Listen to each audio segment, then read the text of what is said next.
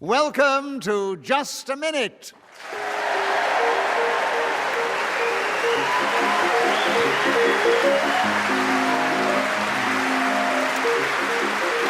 Thank you.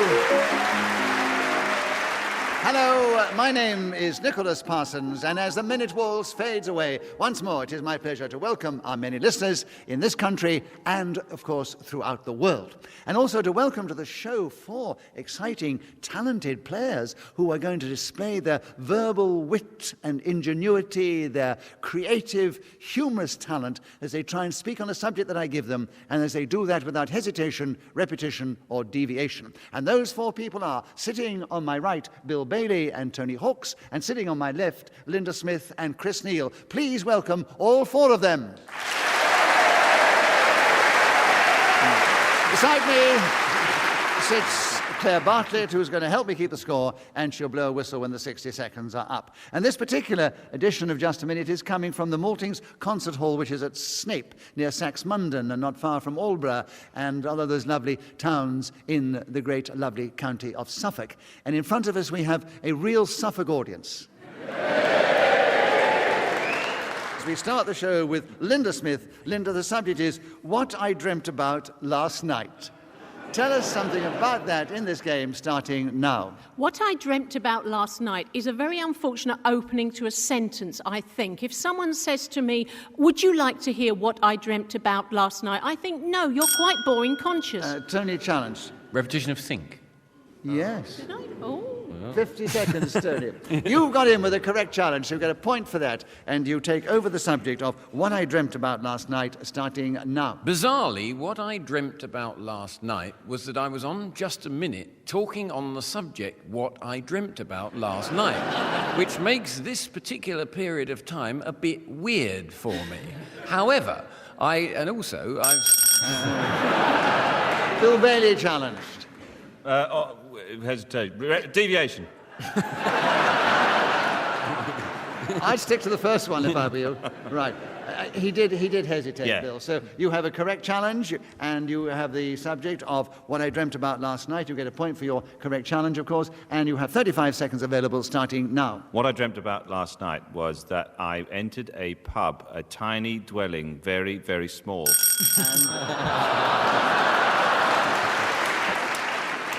That's the natural speech pattern, isn't it? It It's is. very small. It's very, very small. Right, Chris, you challenge first. Repetition of very. Repetition, Yeah, yes. you're right. So, Chris, we're going to hear from you on this subject, and there are 28 seconds available. What I Dreamt About Last Night, starting now. I think I may have been in Tony's dream, as I was dreaming about being on Just a Minute last night. In fact, it was taking place on Shaftesbury Avenue in London, not at this very lovely place in... Oh, I've said place. I've done it again!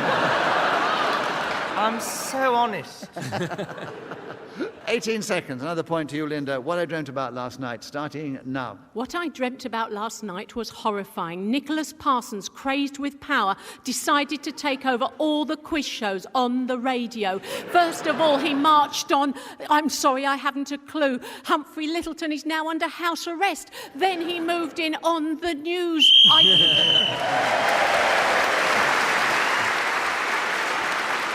In this game, whoever is speaking when the whistle goes gains an extra point. On this occasion, it was Linda Smith. On the end of that round, she has 2 points, and all the rest have only 1, but it's early days. Bill Bailey, will you take the next round? The subject is opera, something which we associate with this... I don't know why you're laughing. It's quite a natural thing to say in this part of the world, isn't it? Right.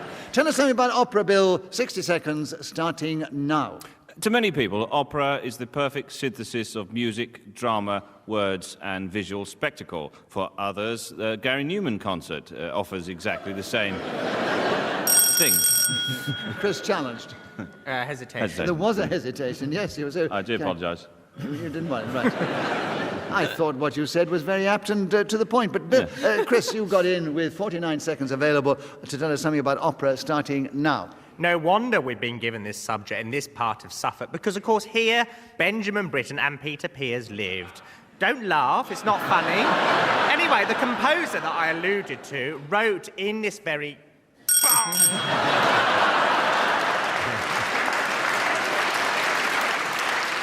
In this very what? tried to say part. But then I knew that I'd said it before, but I didn't want to do that thing that I always do where I go, I've said it before. No, I tried to avoid doing it. So in the age And I was going to teach these people so much about Benjamin Britten and Peter. I think they probably know a bit about him anyway. Oh, nothing. Linda, you challenged infinitesimally ahead of Tony, and what was your challenge? Hesitation. Hesitation, yes. Opera is with you, Linda, and there are 35 seconds available starting now. The most wonderful thing about the composer that Chris has just mentioned is that in Aldborough's award-winning chip shop, you can get a Billy Budd supper in commemoration of that very man. It is a marvellous thing, a rather gloomy piece of haddock surrounded by chips carved to resemble... Bill challenge. Chips. Yeah, fish and chip shop. No, you said no. But then you'd want more than... she said chip, fish and chip. No, it was no, plural. I said chip shop and then chips. That's right. Yeah. It was singular and plural. But tough game. chips shop. No, she said chip shop. She said a chip shop. You don't just get one chip with fish, do you? No, she talked about a chip shop. And then she said fish and chips. Chips shop. Yeah. So, opera's still with you, Linda, and there are 18 seconds available starting now.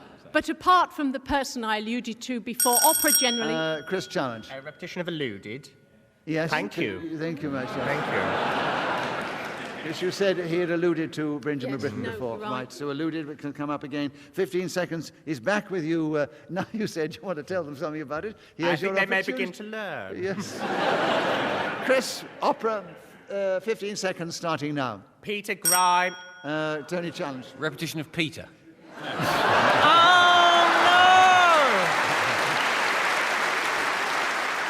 You see, Because you said that's Peter why I Pears went before. with Billy Budd.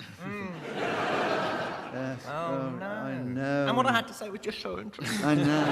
I was so keen to tell them all about it. But Tony, a correct challenge. So we're playing just a minute now. We're not playing opera buffing. 14 seconds, opera with you starting now. In opera, sometimes I think they sing too loud. They hit those top... Bill challenge. Repetition of they? There, yes. Tough challenge, Bill, but correct. I'm trying to get everything I get. I say this, Bill, this is the only second time you played the game, but you have learned fast. God bless you. And you now have 9 seconds to tell us something about opera starting now. Opera is derived from an old Latin phrase meaning, get on with it!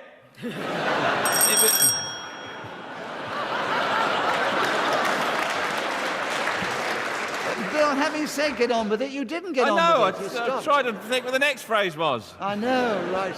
Having got your laugh, you sort of sat back, and Chris got in with a challenge with 4 seconds to go. What was your challenge, Chris? Hesitation. Yes, it was. Yes, 4 seconds. Tell us something about opera starting now. The turn of the screw follows the theme of many of that man's operas. Basically...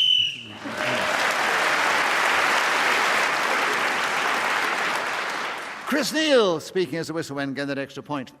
And he's now in the lead, just ahead of Linda Smith, and he's 3 ahead of Bill Bailey and Tony Hawkes. And Tony, it's your turn to begin. The subject is how to choose from the wine list. Tell us something about that subject in this game, starting now. Choosing from the wine list seems to be a strangely important part of the ritual of courting. The man will hold the wine list and try to demonstrate enormous knowledge about different wines.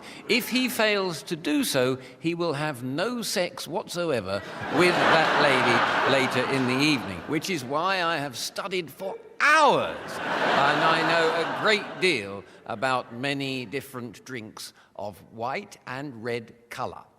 Also, rosé, if I really want to impress, but that's another story, and I haven't got time to tell it now, I've only got a minute. Anyway, I was with a group of people who were tasting this wine, and...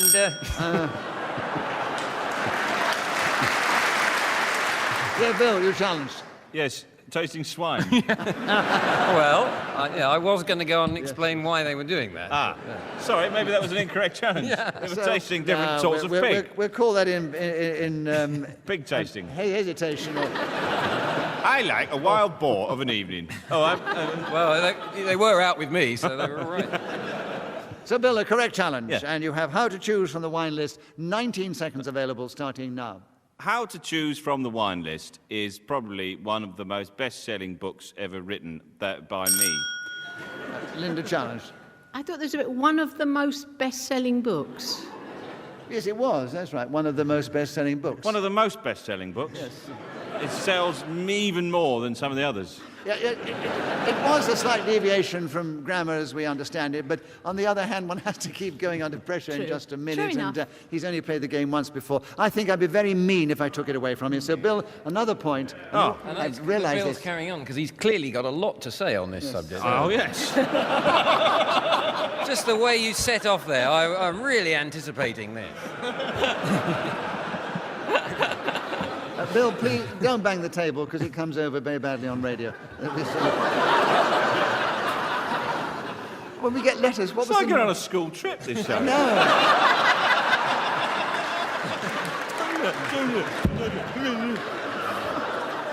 It's even worse when you bang the microphone like that.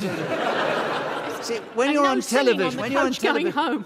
when you're on television in the buzzcocks, they can see you banging the table. It doesn't matter. Yeah, in it's rock and radio, roll. they get a bit confused. They think Yeah. something Come on, I more want to sinister hear is what going he's on. got to say. Come on, let's get I want to going. know what they're going to say. Yes.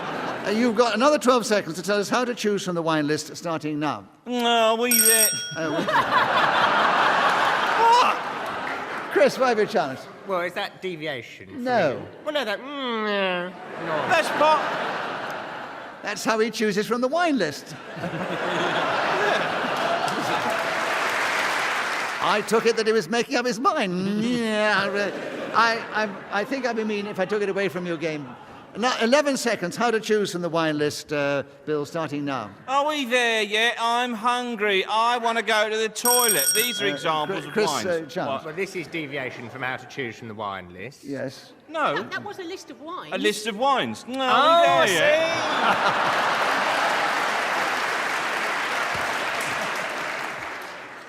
yet? You think so? Right. So you've interpreted the wine in a different way, which is very clever, and the audience enjoyed it.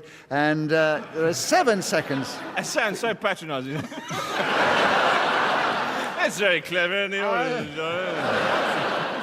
Bill, I could never patronise you. You're far too Oh, talented. God you bless know you. that. God bless you. If it sounds like that, it is. You just did it then. I did it. I would Did it never then. I would never talk down to you, Bill. I only say these things to give you ammunition to come back with your God bless you. fertile, humorous mind. Come on. He's got more to say on the wine list. Come on. How long have I got? And you've got 7 seconds on how to 7 choose. seconds. That could be a lifetime. Right, How so. to choose. Starting now. Oh, haven't we got any crisps or pop? I really want to go. These are examples of wines that could be attributed to a teenager's wine list.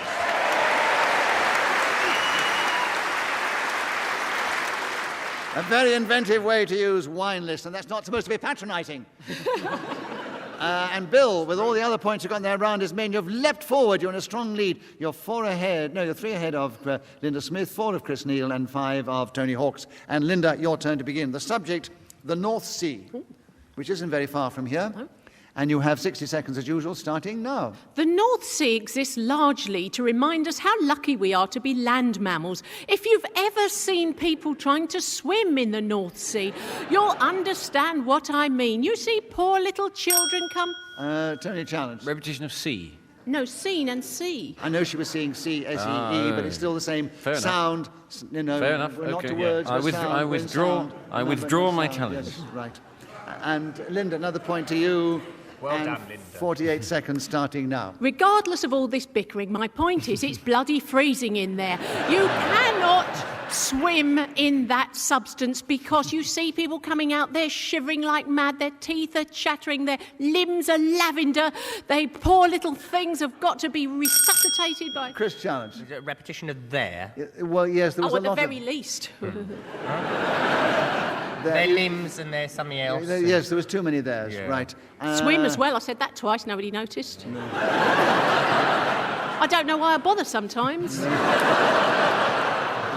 Chris, a correct challenge. The North Sea's with you. 32 seconds starting now. There is a player of this game, just a minute, Clement Freud, who told me once that he likes to spend New Year's Day swimming in the sea off Walberswick in the nude. Nice. Anyway,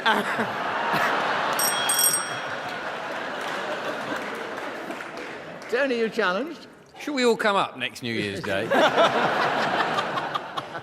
No, I think he sort of stopped because the thought of it made him unable to carry on. I think he got such a good laugh, he thought he'd retire on it. But it was his definite hesitation. So, Tony, you have 18 seconds. Tell us something about the North Sea, starting now. If there's a North Sea, I think there ought to be an East Sea, or a West Sea, or a South Sea. But there isn't.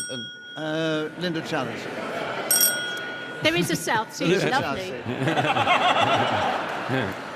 It's true. It's not a sea, but it's just near Portsmouth. It's a town. It's lovely. But within the rules of just a minute, it's a correct challenge. So, Linda, 10 seconds. Tell us more about the North Sea, starting now. What a wonderful opportunity to tell you all more about the North Sea. I believe I may have covered its salient feature, i.e. a slight deficiency in the temperature department. Linda Smith was then speaking as the whistle went. Got that extra point, and with others in the round, she has leapt forward. She's now equal Bill Bailey in the lead, and they're 3 points ahead of Chris Neill, and then comes Tony Hawks. And Bill, your turn to begin again. The subject, how to change your identity. Can you tell us something about that subject in this game, starting now? How to change your identity sounds like an autobiography of Gary Glitter. It would be something you'd have to do if you were trying to escape your former life. For example, wear a massive wig all of your existence, and then when things go a bit pear-shaped, take it off. Linda challenged. To existence.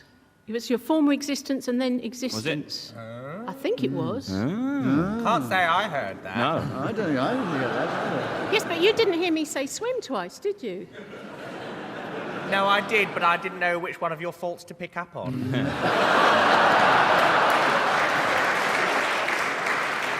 Linda, 43 seconds. How to change your identity, starting now. How to change your identity is quite easy. You come and live in an East Anglian village, somewhere like Swaffham or Swarthega or one of those totally made-up places, and you wouldn't really have to change your identity because no one will bother to try and find you because it's such a bloody long way.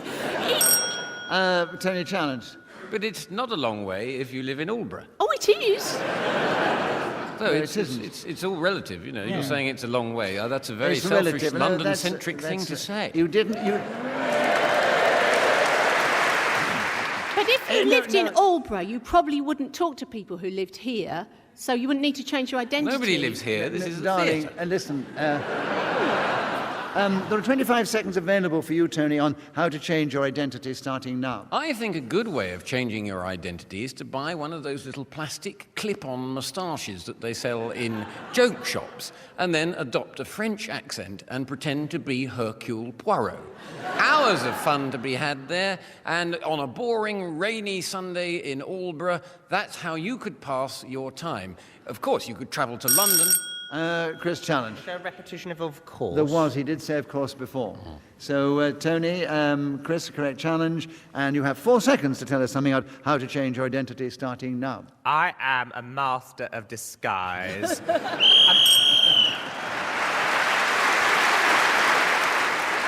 end of that round, 1 point separates them all. Linda Smith's in the lead, 1 point behind is Bill Bailey, then Chris Neill, and then Tony Hawks. And Chris, your turn to begin. The subject is good manners.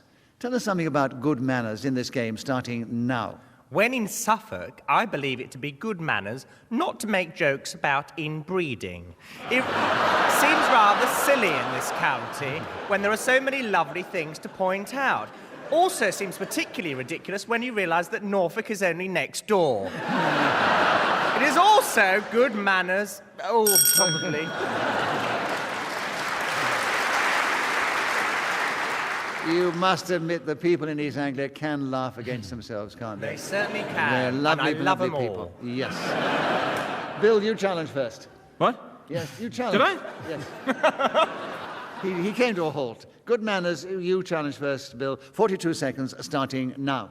I absolutely love good manners. There's nothing more horrible than somebody on a train, for example, with a Walkman that is too loud and someone in the audience coughing very, very loud. God.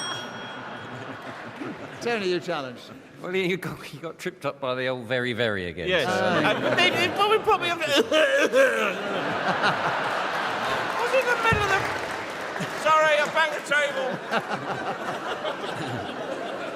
I won't draw your attention, otherwise you'll say I'm patronising again. I do apologise. Right, that's right, don't apologise. Right, 28 seconds, Tony, with you. Good manners starting now. It's not considered good manners to fart before the Queen. You have to let her do it first, so I'm told. Now, good manners is something that we're losing a little bit in this country. The British, we used to enjoy such a reputation around the world, but as Bill said, you do see some things that I don't think people should get away with. Mobile phones too loud, on trains. This guy on one recently was making so many calls, it was just like being in his office. I wouldn't have minded, but he had me doing photocopying. So Tony Hawk's got points in that round, M1 for speaking as the whistle went, and he's leapt forward. He's now training a little, but not so much as he was, just behind Chris Neill and a point or two behind our leaders, Linda Smith and Bill Bailey. And Linda, your turn to begin. The subject, shop assistants. Tell us something about them in this game, starting now. Shop assistants come in all types, particularly ones I dislike are those snooty ones in posh department stores. Tony, challenge. Repetition of ones. The ones, yes, they come in, yes. Ones. Well done, Tony. You've got 53 seconds. Tell us something about shop assistants, starting now. I'm irritated by the shop assistants in white goods stores who tell you how brilliant the product is, sell it to you, and then try and sell you insurance. Chris, challenge. It's obviously struck a chord with them. As a repetition of sell. That's right. You sell it to and then sell insurance. 44 seconds with you, Chris. Shop assistants starting now. I must come to their defence. My mother is a shop assistant. She works in Boots in Teddington, which is a very dull suburb of London. She's on her feet all day, and I worry about the bunions and the varicose veins that could ensue from this, and she don't get paid much. Honestly, she'd see all. Yes, Linda, what's your challenge? I didn't mean your mum. So what's your name? Why have you challenged? Oh, there was something. What was it? I just saw hesitate in a stumbling Yes, thank you, Chris. He hesitated. I didn't actually hear him hesitate. No, I didn't hesitate. Actually. You didn't? No, I did actually hesitate. Oh, I'm so sorry. Yes. So, Chris, you've got another point, and you've got 31 seconds. Still with you on shop assistants, starting now. When I was about 18, I worked in the London store Liberty for 2 whole days. Tony, challenge. Repetition of London. Yes, what about London? Yes. Dull suburb. It's a fascinating place. I know. Except that Teddington was not a very nice part of London. So 27 seconds available for you, Tony, on shop assistants, starting now. You feel like taking them by the throat and saying, if it's so useless, why did you make me buy it in the first place? Linda, challenged. I think he said bye before. Yes, you did say bye when you were talking before. Right. 18 seconds. Linda, shop assistants, starting now. Shop assistants with a superior attitude are quite annoying. You ask them, for example, oh, where are the gloves, please? And they look at you as if you've just asked Princess Michael of Kent to clean a toilet. I don't like that when I go into a shop. Some other shop assistants that annoy me are those very, very young. Tony, yes, you were first in there. Repetition of annoy, actually. Before, Yes, annoy as well, but the very, very came later. But you can't have 2 points, only one. And you've got only 1 second to go on shop assistants, starting now. When I was on... Oh, Bill. Yes, Bill. Repetition of when?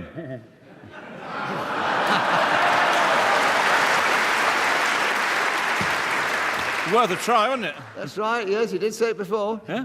Right. So you've got in there half a second on shop assistant starting now. Well,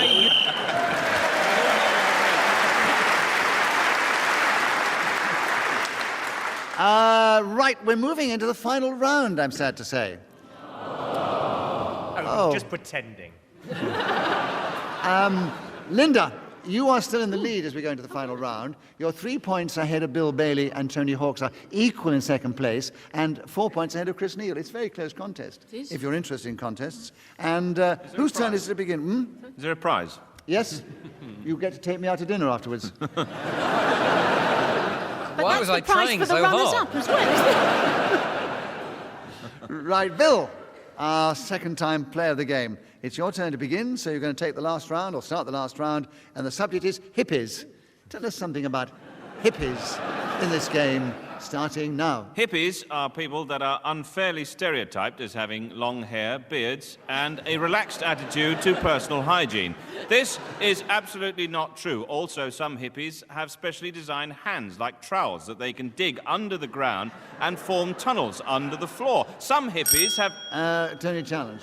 Repetition of under. There were two unders. Under the ground, yes. Under, yes, there were. I should explain to our listeners, because the early laugh was because Bill actually has long hair and a beard. This is radio, you see. I have to explain these things, Bill. Yeah. The audience laughed because they could see you. They're using their eyes. Oh, sorry, did it... I hope that came over. He scratched his beard and then threw his hair all over the microphone. Tony, you have a correct challenge, and you have 43 seconds. Tell us something about hippies starting now. It's just occurred to me that I'm actually wearing a shirt that might be worn by hippies. But this being radio, Nicholas will have to describe that at the end of this round, which is something we'll all be looking forward to enormously. I was a hippie in the late 70s, which was a little bit on the... Bill, challenged. Yes, hesitation. Yes, I quite agree with you, Bill. Absolutely. 23 seconds. Let's hear more from you on hippies starting now. Hippies will walk through fire to get to a face painting tent. They will also take great lengths to get to a juggling workshop, a stilt walking performance.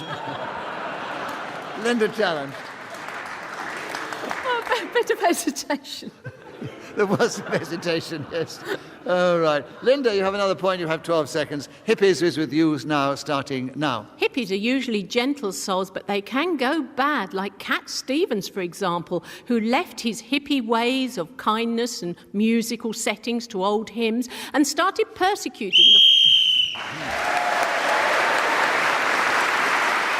Well, as I said a short while ago, this was to be the last round. I'm afraid it is, and I'll give you the final situation. Chris Neill came only just in fourth place. He was 1 or 2 points behind our equal second place, Bill Bailey and Tony Hawks. But 4 points ahead of them was Linda Smith. So we say, Linda, you are our winner this week.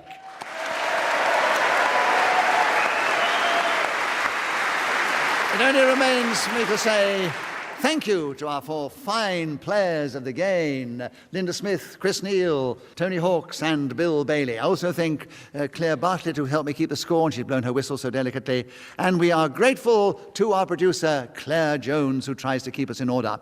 And we are indebted to Ian Messiter, who created this particular game. And we're very grateful to this lovely Suffolk audience here, who've cheered us on our way with great aplomb and panache. From our audience, from me, Nicholas Parsons, from our team, goodbye. Thank you for tuning in. Be with us the next time we play Just a Minute.